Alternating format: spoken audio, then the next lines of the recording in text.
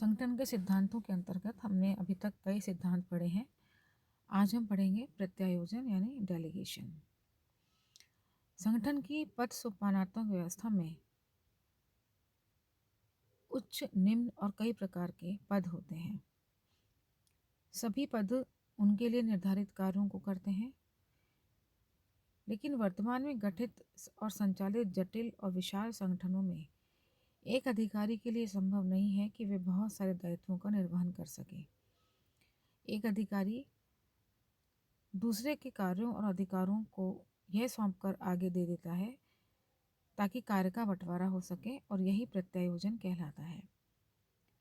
LD. White ने कहा है कि कार्य की व्यापकता और अधिकता की परिस्थितियों के कारण अधिकारों का प्रत्यायोजन करना और अधिकांश समस्याओं से किसी से उत्पन्न होने वाली प्रॉब्लम्स हैं उन्हें सुलझाना ये आवश्यक है, और प्रत्यायोजन के माध्यम से हम ये इन सब कार्यों को ढंग से कर सकते हैं। प्रत्यायोजन अंग्रेजी भाषा के डेलीगेशन का अनुवाद है, अर्थात प्रतिनिधि से बना है। इसका मूल शब्द डेलीगेयर है। प्रतिनिधि यानी वह चयनित और मनोनीत व्यक्ति होता है जो किसी दूसरे के विचार या दृष्टिकोण व्यक्त करने के लिए अधिकृत किया जाता है।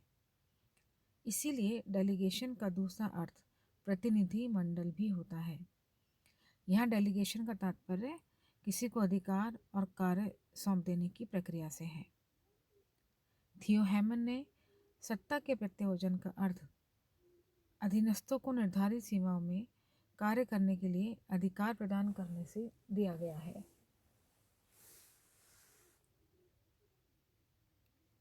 डगलस ने कहा है कि प्रत्यायोजन में अधिकार प्रदान करना या कुछ परिभाषित क्षेत्रों में निर्णय की शक्ति देना और सौंपे गए कार्यों के निष्पादन के लिए अधीनस्थों को उत्तरदायी बनाना सम्मिलित है। टैरे ने प्रत्यायोजन की प्रक्रिया को इस प्रकार व्यक्त किया है। उनके अनुसार प्रत्यायोजन का अर्थ संगठन की एक वो इकाई है जो एक व्यक्ति द्वारा दूसरे व्यक्ति को अधिकार देती है। टैरी के अनुसार प्रत्यायोजन 3 वर्गों में विभक्त किया जा सकता है। पहला है नीचे की ओर, जब उच्च अधिकारी अपने से निम्न अधिकारी को अधिकार सौंपता है। दूसरा है ऊपर की ओर, जब नीचे का कोई अधिकारी अपने से उच्च अधिकारी को अधिकार सौंप देता है, तो इसे नीचे से ऊपर की ओर प्रत्यायोजन कहा जाता है।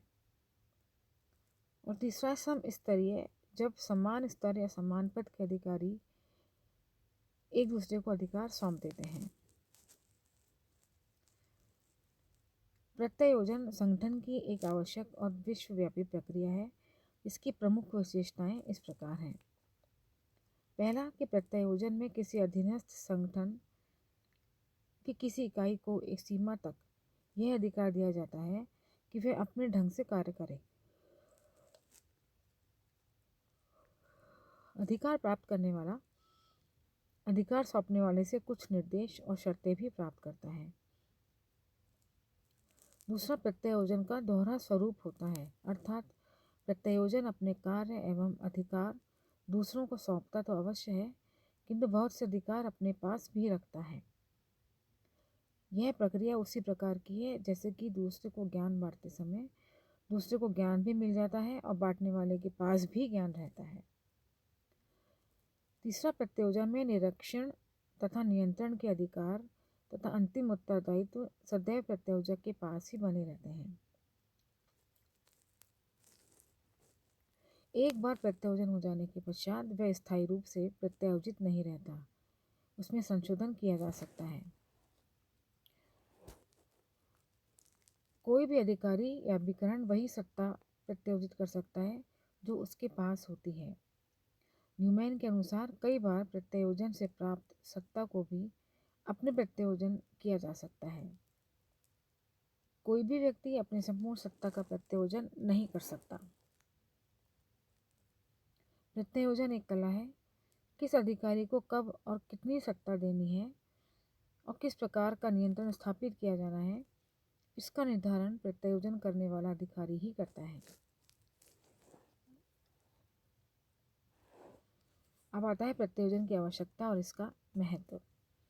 प्रत्यायोजन की आवश्यकता और महत्व सिद्ध करने के लिए बहुत से कारण उत्तरदायी माने जा सकते हैं। पहला है कार्य का बोझ। अत्यधिक कार्य बोझ जब होता है तो व्यक्ति एक निश्चित सीमा तक ही कार्य को निष्पादित कर सकता है। यदि कार्य का बोझ अधिक मात्रा में हो जाए तो वह कार्य करना असंभव हो जाता है। ऐसी परिस्थिति में एकमात्र रास्ता यही होता है कि उसे दूसरों को प्रत्यायोजित कर दिया जाए। दूसरा है तकनीकी जटिलता। समय के साथ सभी प्रकार के संगठनों में आ रही तकनीकी जटिलताएं तथा विशेषज्ञों की सेवाएं प्रत्यायोजन की भी मात्रा को बढ़ा रही हैं। प्रत्यायोजन प्रत्येक अधिकारी के लिए संभव नहीं है कि वे सभी कार्यों को स्पष्टता के साथ या तकनीकी जटिलताओं के साथ कर पाए। समय की बचत। प्रत्यायोजन से समय की बचत भी होती है, क्योंकि जब हम कार्य को बांट देते हैं तो उस कार्य को करने में भी आसानी होती है और उसमें समय का भी बचाव होता है। सीखने का माध्यम। प्रत्यायोजन के माध्यम से जब एक अधिकारी अपने दूसरे अधिकारी को कुछ कर्तव्य या कुछ कार्य करने के लिए देता है तो नीचे वाला अधिकारी भी उस कार्य को करना सीख जाता है और इससे उसमें कार्य करने की कुशलता भी जागृत होती है। प्रबंधक के गुणों का विकास। प्रत्यायोजन प्रक्रिया भविष्य के उच्च अधिकारी या प्रशासक को भी तैयार करती है। जब नई नई समस्याओं का सामना और चुनौतियों से जूझने की क्षमता को निर्मित करता है और इस प्रकार उस व्यक्ति में या उस अधिकारी में प्रबंधकीय गुणों का भी विकास होने लगता है। संगठनात्मक और लचीलेपन के लिए भी प्रत्यायोजन कार्य करता है। परिवर्तित परिस्थितियों के अनुकूल संगठन को ढालने, कार्मिकों का विकास करने के लिए यह आवश्यक है कि संगठन में लचीलेपन का समावेश हो। मितव्ययता एवं कुशलता। प्रत्यायोजन से निर्णयों में शीघ्रता आती है, क्योंकि निर्णय के प्रशासनिक स्तर कम होते जाते हैं। शीघ्र और प्रभावी निर्णयों से संगठन में मितव्ययता और कुशलता का भी समावेश होता है। उत्तराधिकार में सहायता। प्रत्यायोजन तथा उत्तराधिकार में सीधा और गहरा संबंध है। प्रत्यायोजन के माध्यम से भविष्य के प्रबंधक एवं उत्तराधिकारी तैयार किए जा सकते हैं। प्रत्यायोजन का लाभ यह होता है कि इसे संगठन के प्रत्येक स्तर पर इसका सर्वोत्तम उपयोग हो जाता है। कार्मिकों में उत्तरदायित्वता की भावना विकसित होती है। संगठनात्मक उद्देश्यों की प्राप्ति के संबंध में एकजुटता और तत्परता भी दिखाई देती है। प्रत्यायोजन का वास्तविक अर्थ अधिक शक्ति, अधिक उत्तरदायित्व की भावना, क्षेत्रीय प्रतिनिधियों में बेहतर मनोबल का विकास करना है।